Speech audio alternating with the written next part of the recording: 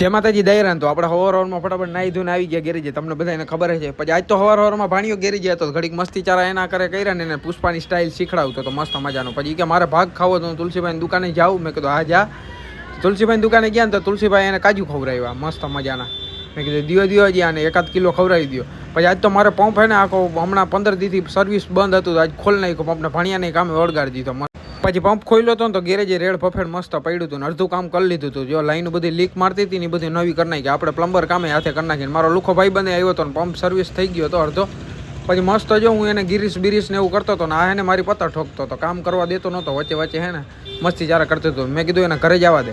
પછી પંપ એને મસ્ત આપણે એની જગ્યાએ ફિટ કરી નાખ્યો ને ક્યાંય એને લીક નહોતું મારતું અને પાણી ચેક કરી લીધું, નવી નળી નાખી દીધી મસ્ત મજાની ને આપણે ક્યાંય લીક નહોતું મારતું, પ્રોપર કામ કરતો હતો. ભાઈ હાંટાણું તો થઈ જ ગયું, તમને બધાને ખબર જ છે મસ્ત મજાનું. આપણે વિડીયો બંધ કરવાનો ટાઈમ થઈ ગયો. ચેનલ પર નવા જ શક્કરપારા કરી નાખજો, લાઈક કરી નાખજો, શેર કરી નાખજો. જય માતાજી.